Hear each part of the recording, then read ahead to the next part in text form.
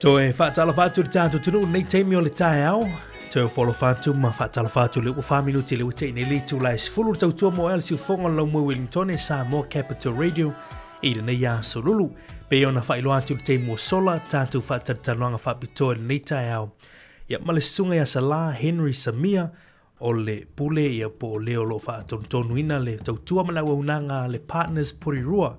Ia o se waunanga fo i mo tupulanga tolo vau. I te tonu le ai Porirua fia leo mo le vano le nei tau ia mate whaatasi atu i fo i male sunga ia Salā malo so i fo manuia lau sunga Salā malo le so i fo manuia whaatalo whaatu fo i whaatai mo le vano le nei tau. Yep, malo le so i fo manuia lau sunga i pule o le si fo la mua a mese ia le pa ia maununga o le Sāmoa lo whaafonga malo le so i fo lau leima langi matafi malo fo i le tu avano mai foi o nei fato vai se va mai faisi tala mo tato ni tau te lo fo le maleang leo le tua ia saunia nei awala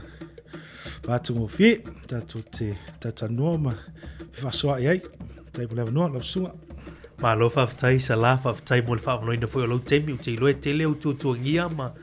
ia maanga foi e te whiangai ma le ngā luenga.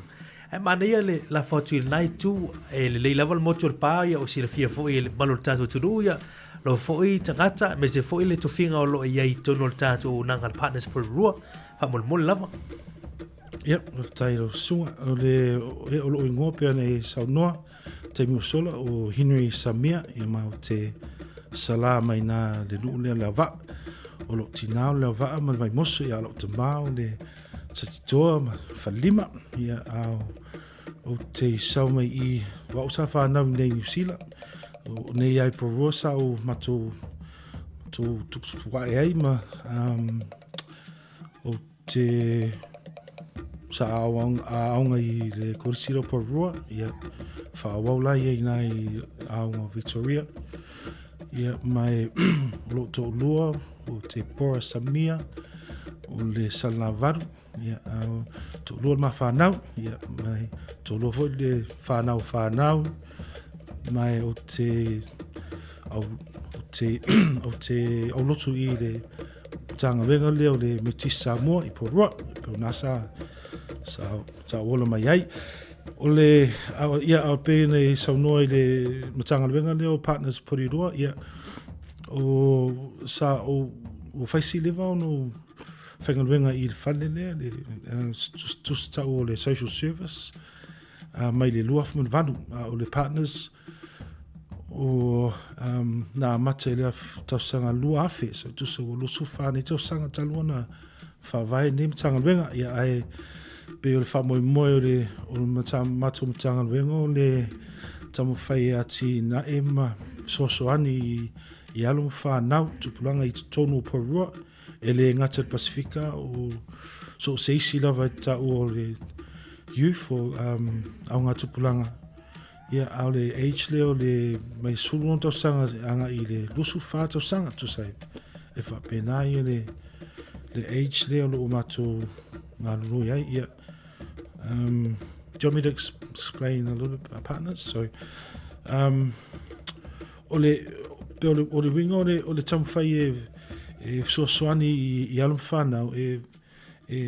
sa whaasauni mo le ola i whafu ma le aonga pia mai e ala tua awa onga a mesa ko lisi moni a mesa fo ia alum whanau e le o whape la o a whape o e la ele o se university po le politic o tissue training ia e isa wala me whai ona a mesena mena so ngal wenga a pe o se ni si wala lisina por klamita o mato le o tam Faivalu so soni wani men faino mato so soni e meta o CV meta interview yeah if I before if I pena o le mai fo o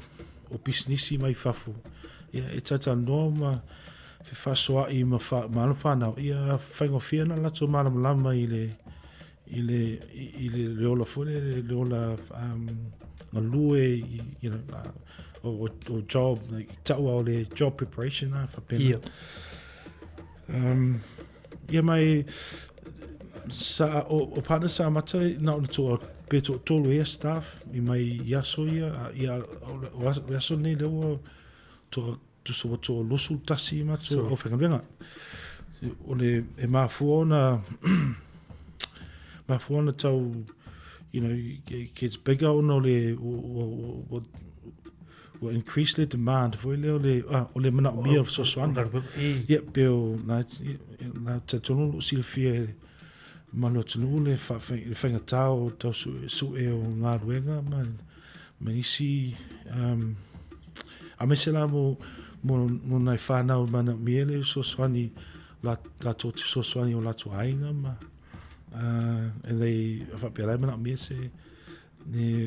job mo vai taimi nei so pe se whawhengo whia nao na whamatalatu I le aunga atoa po le whamoe atoa mato tangaruenga ma lo va tai Salā le wa e wha I lo fo tato tunu le tūlanga o tau au nanga le partners Porirua e te le tonga luenga le whai mo tato tangata Pacific a me se a whanau I le se fulu ono le lua sumarwha tato tatano I tuai le va peona o tato Pacifica e anga va I le au nanga le partners Porirua e au fia umai Maori ma isi atala vo e mo mir fiso swan na e wha aso fo le matua mo mia e whanau e no fo le o le mai le fali e le whapeo whanau e le ua I loa me whai pia umala o ngā universite ma politik le pene saunu ia nai whanau I o la e nofo ilo I ise pise a ngā ilupa isi tūlanga o ni ngā ruenga pere I loa fo I whaiso ni ngā ruenga ia le iritu au nanga fiso swani iai taimo le whai loa mai o le tonu ele o le ma whai o na whai e le taitununga ia ranga ese ia tusa ese tūlanga o whanau ese ia lato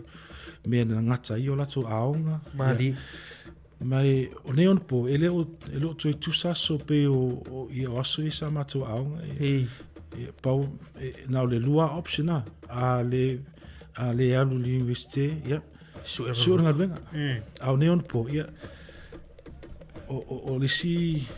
peona I sau noa o le nofo fale au ia whapeo o le ia nisi whanau laiti ia e nofo e vaita mai tia ai o ia mātua e whengaluenga ai ia wala e mwhai o na whetuna ia ainga ia pese o mea umalana e mwhai o na mātua soaswani atu e whamatara atiri I tuai ngā wala na e mwhai o na tama whai ia nisi o whanau o le si vaenga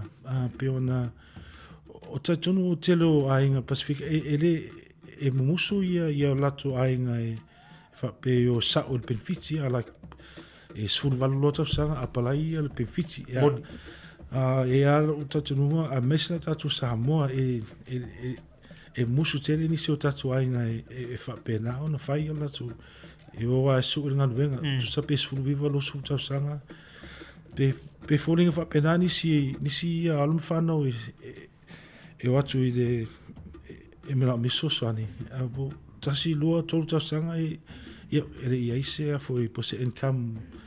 pos ele ia ise so swani ele lo tele su evani so swani malo lai nau lava ia matua e su nga benga so pe a fa popola machine of so swani le ia matu vainga e tele le nga ile mo alum fana a mesena meia e lo malma matele ia la to Mane tasi atu lai vai ngai Salā I tulang o programs po initiatives al partners Porirua le to te ngalui ai mo tu pulanga talvu le tata no te ngā ruenga mo pena au ala ia au nanga services at tatu partners Porirua o programs o le te vai atu tele por kalame o le job fest e foi por kalame o driving license courses le to te tu inatu mo tu pulanga talvu time fa sili e mo ole o programa le tu mai le malo e tau e wala mai lai le Ministry of Pacific Peoples ta o le tupu Aotearoa, ia, a pe o le wing out programe na o le tatanua ia le ta o navigators e sosoani i le ta o not tamititi, but ta o like a client yeah. It developed more sina plan foi le ia manino ia po fena nga taila aunga ia po ia po ato to uma me mole ola le fa fenga luenga I from things like a bank account, IID number, ID or any work experience in why se longa la mo fai ona fa manino ia tulanga ia no fai ona tau so se wala social ni atu ia mo fa now and tai pera so to ta ula o le plan na individual service plans why be ono fa tu temi o sola ese ia di tamititi o lisi tamititi matuare ia ma se lei ma se NCEA wo fa o achieve ele fa na o lo nuinga tauna ese nga luenga ale e toe fa le atili ia le pe so ese sia wala e faela na NCEA o lisi la tamititi wo mawala na level 3 really sare leile aunga ia o ngala em fa ona toe fa ese singa luenga fa popo em fai na pe fa le atili CV me pena so it's all le proclame now le job preparation so that would be the first one olona lua le pesi o matu proclame silona popular I mesna I Porirua le matu proclame tau lai sene av tavale so it's the graduated license system ngata le full license so amata le luna so la ia ma le restricted na faiona avta vale ai ia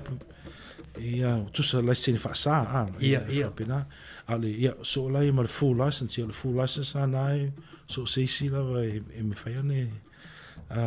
lo I le tavali ai pesi ala ona fa taoina programe le ono tele employers fa fenga e mana me la sene so pola la le tamititi a sini mai le fa fenga luenga po e se la sene a tai tali le ai e fenga tafo ia la to ono ye fo la to puinga tau insurance ma ile me fai ona fia via I o buta vale po fa pena so our drive to Salā taula programme now, the Drive for Life. Yeah. Olisi la service o le ta o youth service ia pe o service la na mo e fa pito ngafa mo e ia mo fa na e lo tonu no foi matua. Oh, okay. But ele o atores furu valu la tu sanga. So they say we la faino la tu o va matua ma la ia sosoani malo em faio sosoani atu I tai pera le suenga o ni social housing mo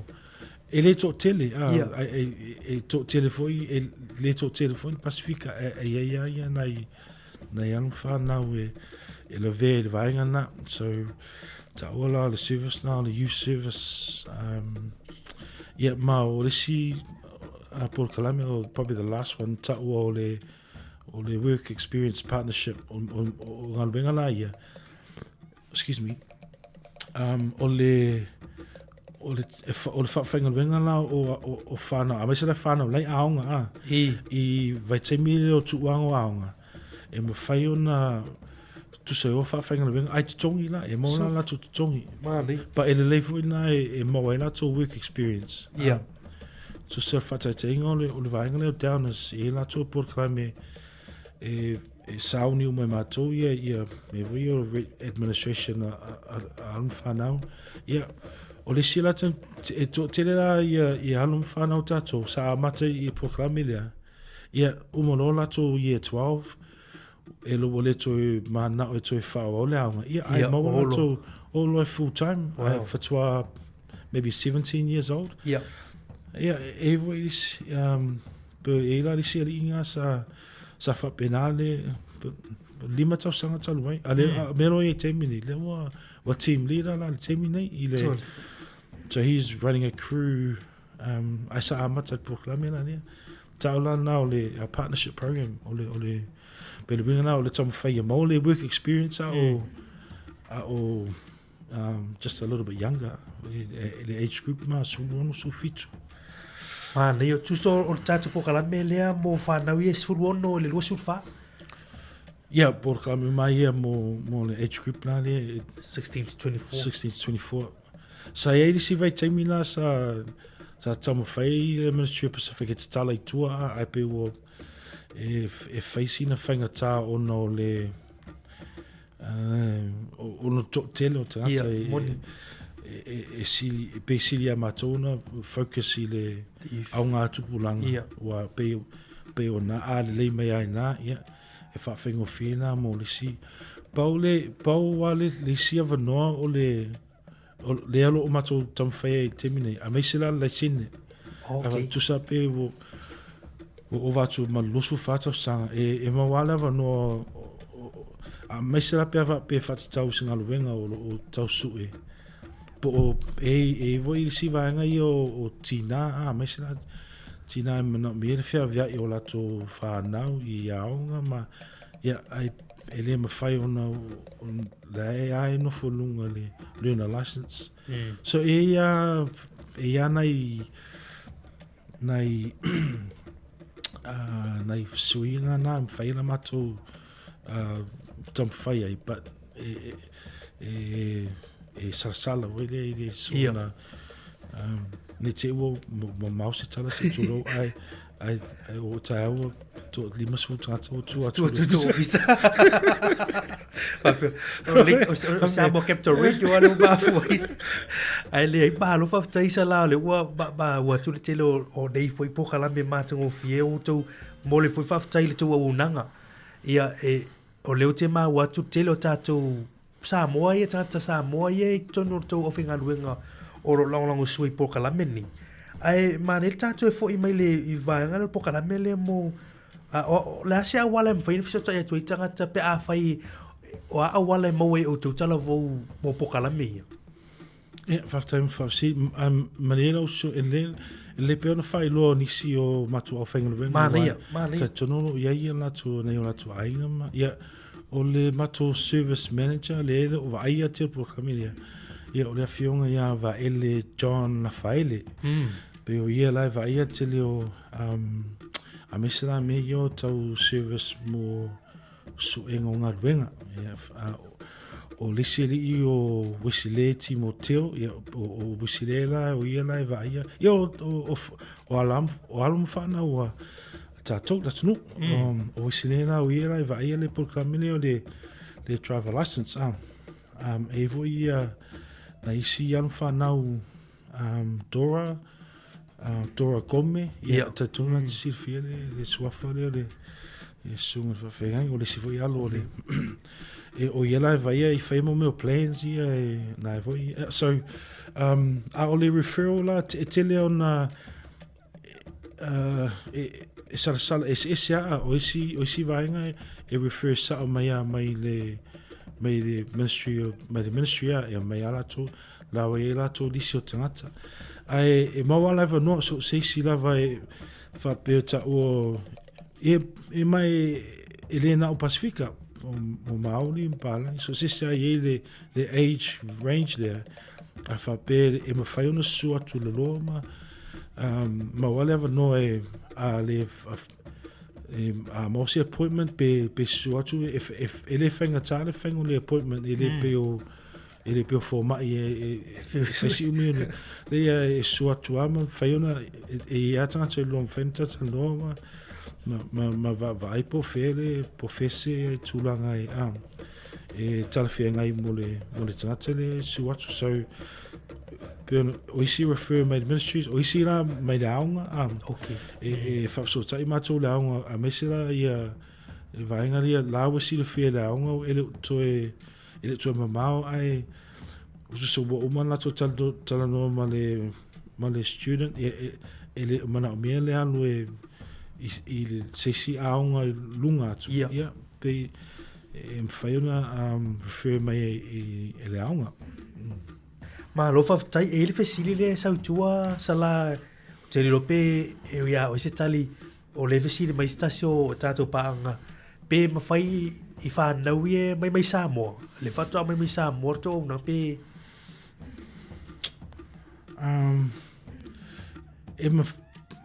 o tali vavela mafai ia leva noa ai a fa pela ele o se amfana of twa sa mai Sāmoa ele o yese fa pela yese permanent residence pela yese student visa ia ele tele se matonga luenga fai fai but tu wale va noa o pel metawa na e mai tata noa pe ni si me fai ona so pe se fa poponga o ma tele mana o ia fa pe awane I watu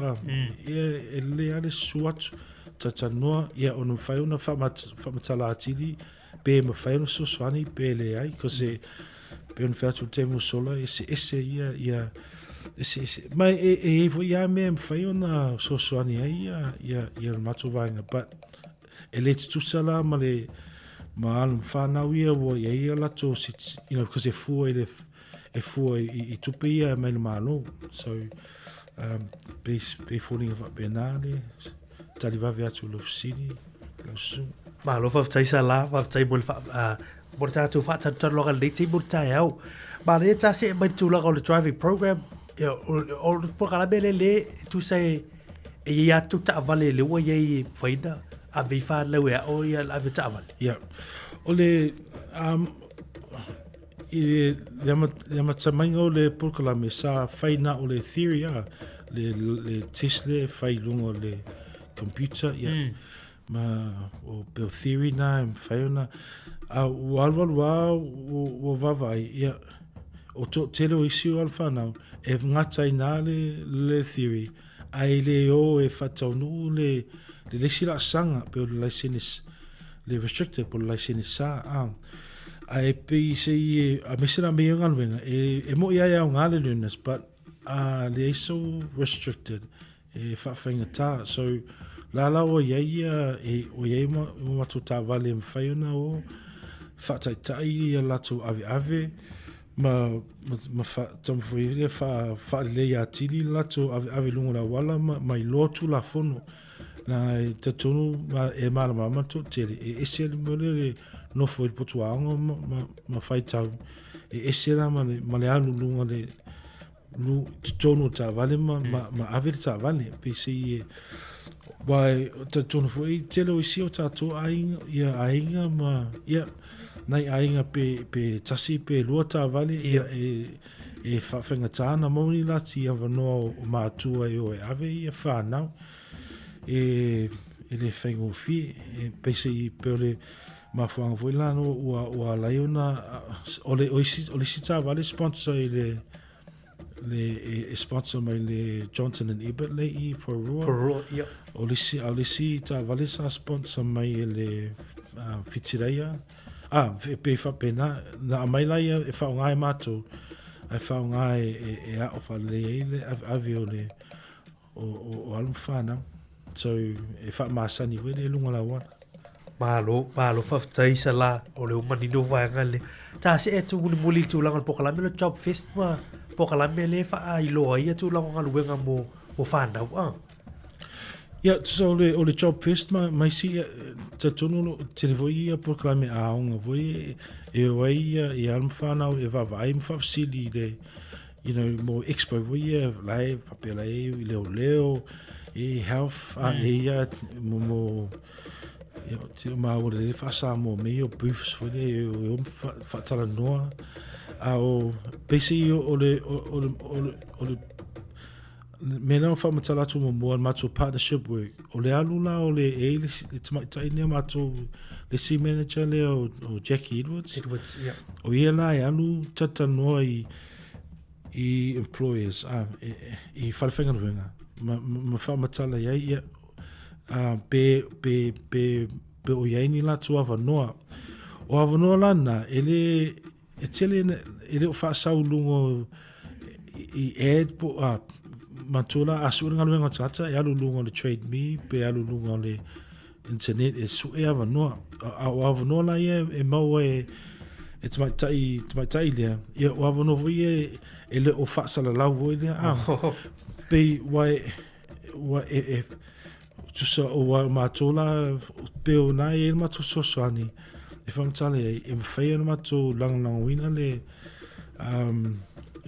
the employer ia awana I se fale tonu le ale tamititi not that's not a good way to explain it but mantua o le si tamititi ele le lato CV fa ele le lato aunga but ele le a whaingaluenga le lei do you know what I mean so all I whaingaluenga na fatua I loa na ele employer oi ele ladies gata le whalawlavi o lato ele lei ni pe ni whailonga po ni me whapena wai e tira na maua voi tato isi vaenga ia like e a mai lato CV e lau ma mai mea ai o te me whaingaluenga matua le always pe to wai pe tele sick leave pe whapena so o le soswani la mato e pe I le vā o le employer lea ma le tangata whangaluenga lea ia a whapela na se whatsatinga wawe a mesela mei o maliu so mantua e se tato o tato Sāmoa it's a different story ma le mele le mei le whapea na o le tasi le aso e whaiana malo loa ia ai ia na mato ngā luenga I whai I le vāne e whaamatala I le employer le o mato Sāmoa e whaingata te le mato so you can negotiate explain to them the cultural impacts of just one day one day ngai parangi ele ngai kako but if you explain I'm whainan whamatala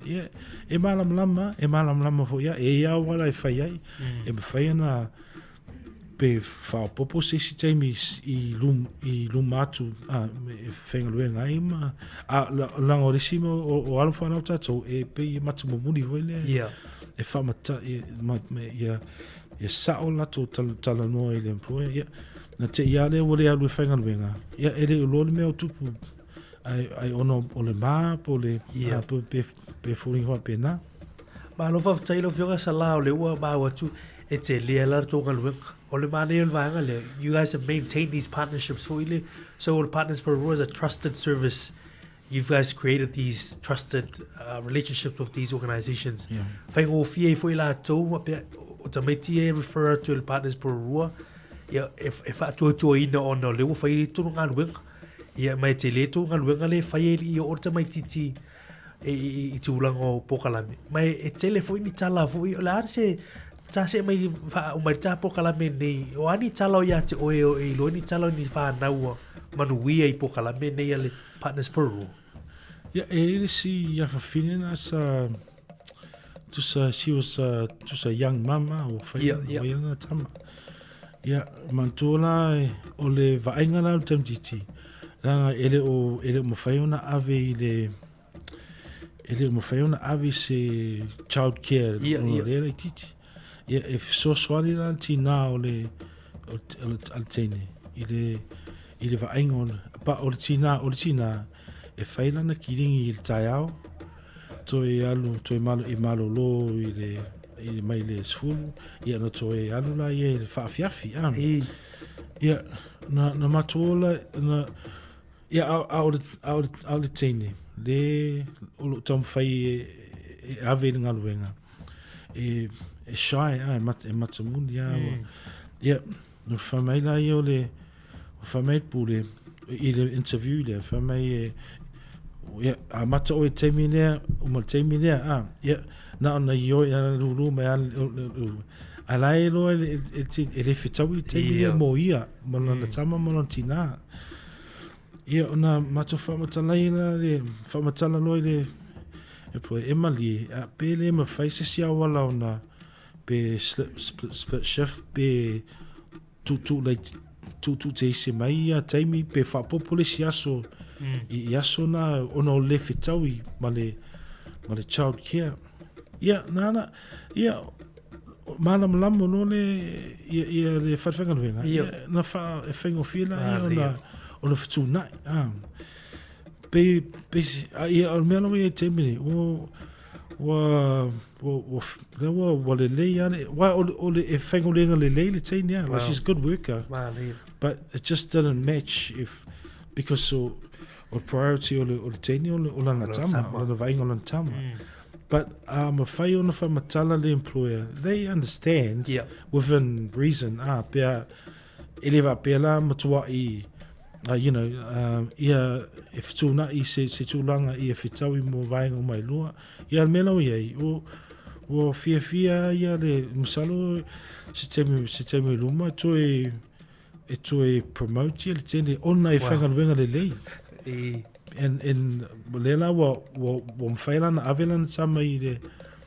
wa lewa mwhaila na avela na tama i child care temi ne au temi sa tau apply e ngaruenga wal ele titi tele le temi titi ia lela wa mwhaila na ave child care lala wa whai kilingi on tina ia lavo i wa mwhaila na extend ia i tu lao le o teine ia la mo before it's not really a big job but it's I want to some Faivalu e whainga tāwho ia ona whaari sana manatu i le ploe lai e whapea e musu pe so there's lots of stories o le mālia fo le whaasolea Salā whaftai rau whionga leua e le whaiga o whianga luenga e pe e tauto ai fo isi si mawhine nai i le tau fisosoni e mole to ile nga whaftai mat whamalo la sau fautuanga Salā mo le tātou tunu mo mātua e whalongolo mai i au te lola i tala vau i e whalongolo mai le no fu mai whale o la sau fautuanga mo whanau ia e wai e leo whanau umai fia o universite ma pena e le whapea o isi mātua e tau pressure whanau e o universite ia e leo o isi nau whanau a leo se universite o ngaruenga a la sau fautuanga iai mo mātua e me se whanau i whanongolo mai mole lau whionga Salā ia whaptai mo whafsiri ia o ia ue tau whautua ia mo lunga o le la whafonga but ma tas sialo o advice so senga luenga whainga just work a mat po whea mea matai na pe ona whātu te musola e ia wala im whaina to e whatatainga la le nisi tamititi na sa a mata ia whainga luenga e pack and save ni mo whainga o shelf ia o le manatu lau isi tato whape e le mai maute mina aonga ia le wanu whainga luenga but ia wai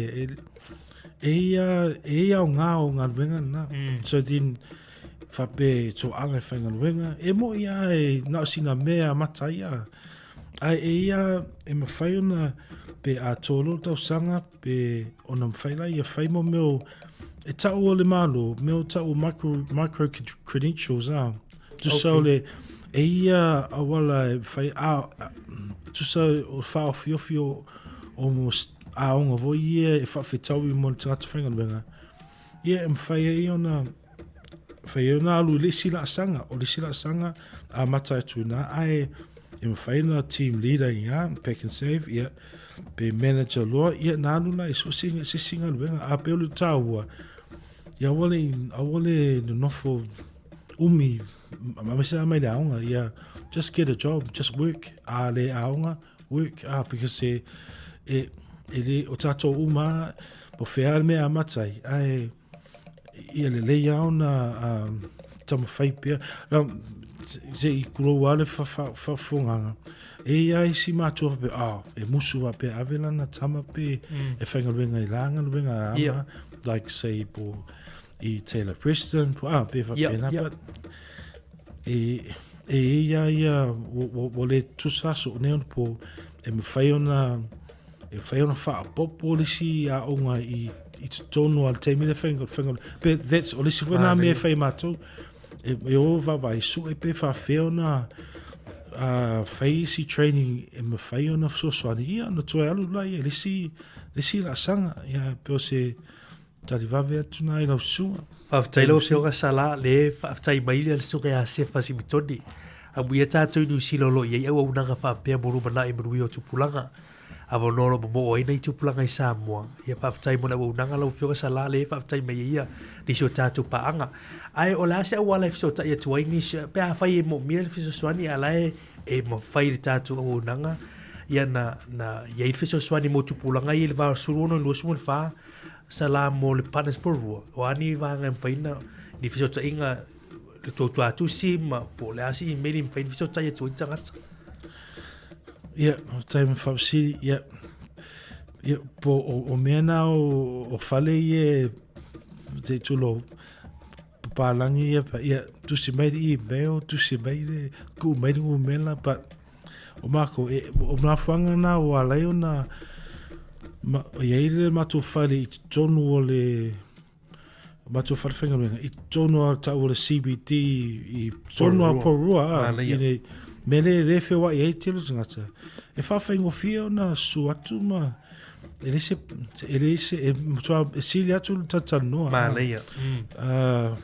e whengo fia na whasoa I wai ele whengo fia voi le mele o tau I meo mai ma ele o le mana o na tau atu le ai e whengo fia tatanoa Māleia mai e mawala vanoa e le whengo tale su atu ma po a le maua ia lo tangata ia e peo e ia tangata ua no tau atu va ele John po a Theodora Kome po Wisileti e to tele le to tele ia nai matu au whangaruenga e mwhaima so soani pe mwhaima tala noa e le wha pēr la mo whairo le aso na ma whaima le proven but ia se upu o le vatu numero ma o mena whai parangi le whai tātou Māleia o le la tatu atu si Salā sorry o le 3 Cobham Court but e whaingo whiana o le mesa ia wharetupe ia o le BNZ ma le Westpac yasu ia inai le kapaka nai the main mesa whai makiki I Porirua yasu ia the big car park e whaingo whia e aka wakul kwa kusi e fiu fo yasu so o next ele mama fale ainga na o le Cobham Court I le line ana I lenga fale nga ni but it's 3 Cobham Court Malo whaftai lo whioga Salā e isi vanga mule te fia sau noa ele I whaamaina ta whatanonga ni tai au le na mule 12 whaftai lo sunga mai se i le ne eu tu avano tau o whaiona tatu tatanom whasoa I foi le ni avano maua mule atu whaftai tele lava mole tu avano le whatawa mo nei avano tau pauna le lo fia foi I lau sunga le mo to o whangarenga ia wa foi le whiama tiuti o to whitai tunga iai whaftai mo avano Whaftai le whionga ia Salā Henry Samia ia o le pule o loo wawa ia ma whaatonuina le tautua le partners Porirua matanga luenga lea na wa tutu atu si 3 Cobham Court I Porirua whaingofia le su mo tātua I Porirua mo whanau ia tala voisfulu ono I luasun wha ia le lei ar whawhisiri ma tatanoa pe ona saunoa le whionga ia Salā